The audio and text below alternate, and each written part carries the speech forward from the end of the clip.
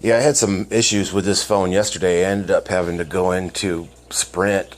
My personal phone and my work phone weren't working. It was giving me some network error. I guess they were working on the towers or something. I do not have good news. Okay. As of today, your employment with URS is terminated. Okay. This is due to a safety violation. Of course, if you have any questions, HR are the people to direct that to. Make policy.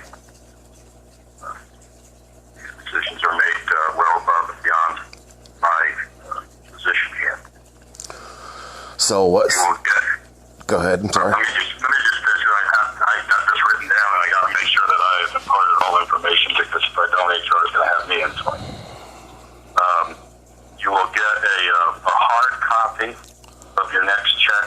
Okay, it won't be direct deposited. It'll be mailed to you. Right?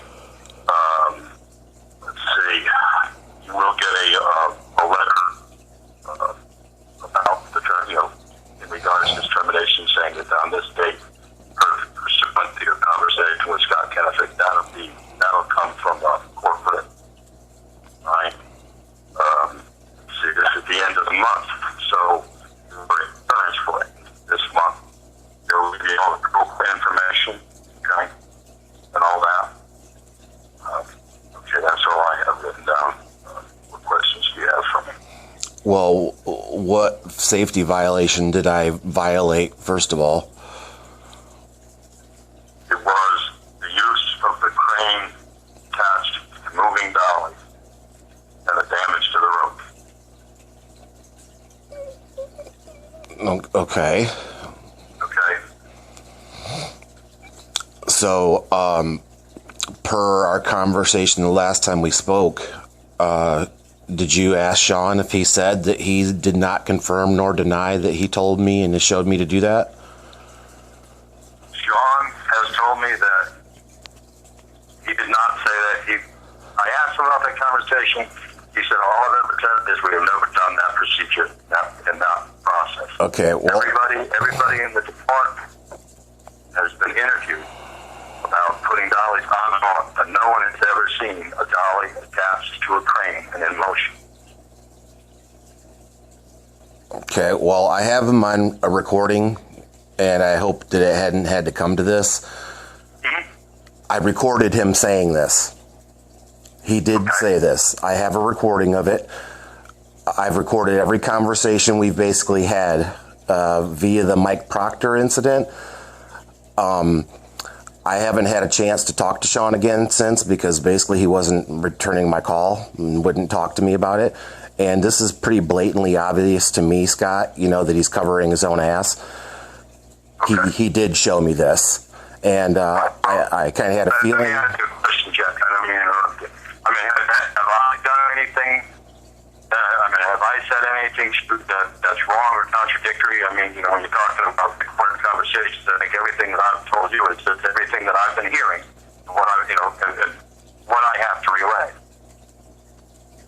I understand that, but as a matter of fact, no, because last Friday you told me not to worry, that we were handling this internally, basically, and Caterpillar didn't want to press forward. And basically now you have essentially just told me that I lost my job. There are no... Can I... a big part in this. Okay. Again, you didn't even reply to my email that I sent you about where the safety issue lies. You have had me crawl under 44,000-pound tractors suspended above my head to jog a dolly, which is considerably more dangerous than what I did. Not only did Sean show me how to do this, but there was, in my eyes, no safety violation that took place, Scott. This area was coned off. The dolly moves at millimeters a second, like I said. There was slack in the line, and you're telling me that I'm losing my job because of the damage to the rope. Sean told me, which I have recorded as well, that he didn't care if that crane was in 50 pieces laying on the floor and basically damage beyond repair as long as nobody has been hurt.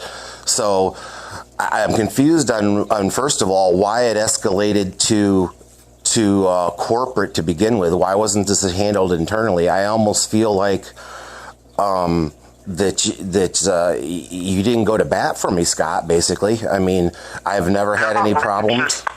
Who saw the crane at an extreme angle attached to the dolly. It was not perpendicular to it. It was side-loaded because the dolly was moving and the crane was not properly, it was not even over the center. Another wedged in the block. And that's why when the hook was taken off of the dolly and the crane was tried to be used, that the slack came into the line because of how the crane was used improperly on a moving dolly. Okay, that's not completely accurate. That's, again, not completely accurate. Again, there was nobody within 100 feet of us. Nobody saw this incident took place, Scott. This is something after the fact that people saw. So that's bullshit right there in itself. Well, I mean, that's to be taken up with Caterpillar. I'm just telling you, this is the information as it is. Obviously, I mean, a decision's already been made before basically you guys ever even heard my side of the story, Scott. You wrote down what happened. Yeah, a statement that you made me say under duress, basically. You told me to get up and get in here. What, I have an hour to get in there? And via my conversation with my team lead, Sean Parnell, it wasn't a big deal. You know, this is something we've done before. This is something he showed me how to do before. You know, because my job's on the line, I mean, some heads are going to roll on this. You know, and another thing I want to bring up to you, Scott, is I've been wanting to get in there to get access, and you said nothing about me getting in there to show you that I had proof of this. That engineering log that I'm sure Sean went in there and took it out of because he's taken information out of there before. You know, I wrote some stuff in there about Glenn having narcolepsy and falling asleep while he was babysitting the lifts back there, and Sean removed it out of a URS log because he didn't find it to be of taste. And I believe he said that he didn't want there to look like there was animosity within the company. Let's see if he denies that too. I knew he was going to throw me under the bus on this, and you know, that's why I recorded him. You know, so I want you to tell him because I have some other stuff that's pretty personal that I highly doubt Sean wants me to share with corporate at URS, that I've recorded him since I basically started there. This isn't my first time around the bus, you know. Well, no, I'm sure under URS guidelines and whatnot, recording people without the knowledge is probably grounds for dismissal anyhow. So well, you told me to do it before yourself. You told me to record Mike Proctor. Do you recall doing that? I don't recall that. I mean, if I did, then I did. I don't recall it. We're not talking about those situations right now. We're talking about the situations in hand. That's right. And, you know, I'm pissed off at this point, Scott, so forgive my frustration, but I've got a guy throwing me under the bus for something that he showed me how to do. You know, and not only that, you know, this safety interlock that was there was bypassed by him. Has that even been brought up? And that's where your information is incorrect there. Oh, it's not? It is. Okay. Well, I know for a fact that 3 weeks prior to this, that interlock was working because he came to me and told me that interlock was tied to stations 21 and 22. He never told me that he bypassed it, but all of a sudden, okay, then how did it not work anymore? Because it was done by the programmers who were here over Christmas, and it's already been confirmed. Okay. Very well. Very well. So again, Scott, you know, I'm kind of was trying to speak to you personally this week about, where the safety violation in itself takes place. So all the stuff that we do in that facility, including lifting dollies and putting them back on the line, your big thing was basically that dolly was in motion, I believe, right? That's the safety violation. So as you know, how fast that dolly moves and how fast that crane moves. Seriously, man. And it still didn't work out right. What do you mean? The crane was seen to be side-loaded. It wasn't being kept up with the dolly. I mean, the plan didn't work. Well, the crane was never side-loaded, first of all. It was being traveled up while it was being moved. The dolly, there was never any load on the crane other than the weight of the shackle. And I don't think people understand that. I think everybody has thought that it was hooked to the crane, and the weight of the crane, the weight of the dolly is what caused this. And that's not the case, at least from my understanding. Right, and where we're still failing to understand is that having the hook attached to a moving load is a huge issue. Okay. Well, first of all, I was never trained that I couldn't do that. There's no policies and procedure in place to tell us what we can and can't do with a crane. I'm adamant. I'm more than willing to take a polygraph that he showed me how to do this. We've done this before. And now that he's thrown me under the bus and I've lost my job, he doesn't give a damn about anybody but himself. He talks to me like I'm a damn dog. And, up until this came up, I've not said anything about it. My job is my main priority there, to come there and do a good job and to be a team member. The way he talks to me, that's in his personality. This as well as I do, Scott. You've sent him home before, from my understanding, for his attitude, basically. He flips out over small stuff. He talks over you. He's belligerent. He's mean. He's an asshole. So that's neither here nor there. My concern is why I'm losing my job. This is a safety violation according to URS. And Caterpillar, in what sense? How was anybody in any danger there? That is yet to be explained to me. This near-miss incident that I asked you about, there was no near-miss incident. This was about damage for safety. This involves damage and what? Damage or safety. The rope was damaged. That's a near miss. Okay.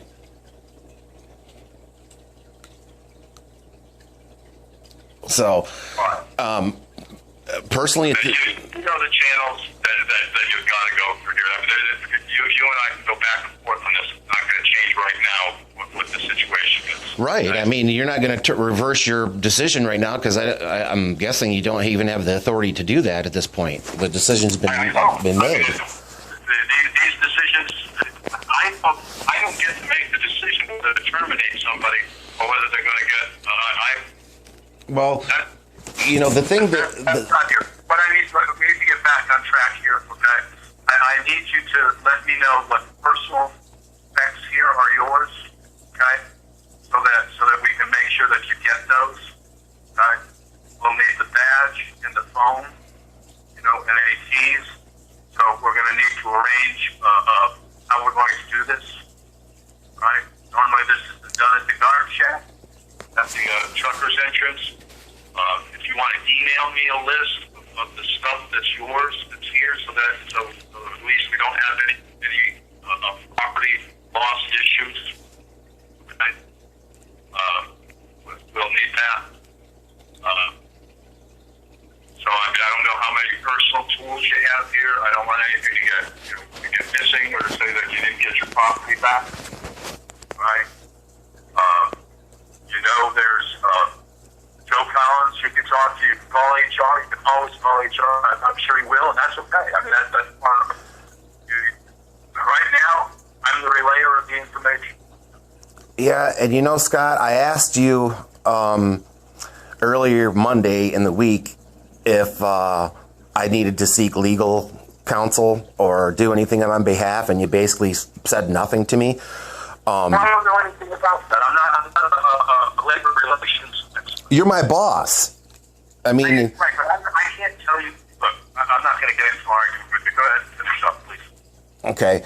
Again, so you're my boss, and you are my liaison between corporate and that facility.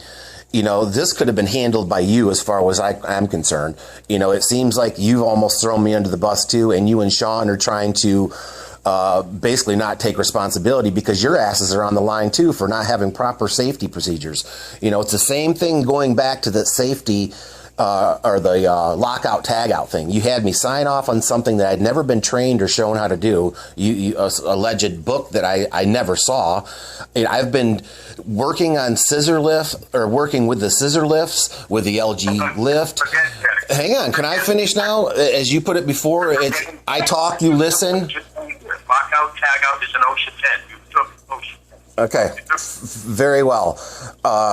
So scissor lift, forklift, everything else, never had any training on. All the PMs that you've assigned me over the last 8 months had no training on how to do them.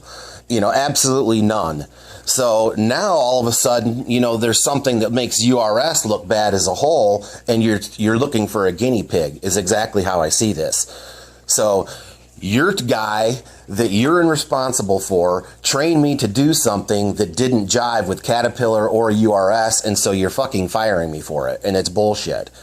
You know, this is going to become to a legal thing. So I don't know my personal effects that are there, Scott. I've been there for almost a year now. I have a desk full of belongings. Of course, I have a bag full of tools. But at this point, I'm going to get an attorney involved, and you won't be getting your badge or your keys or your phone back until I have resolved this. I cannot even believe that you threw me under the bus like that, and that's exactly how I feel about this. I think this conversation is over with until I've got some legal advice, and I thank you for your time, sir.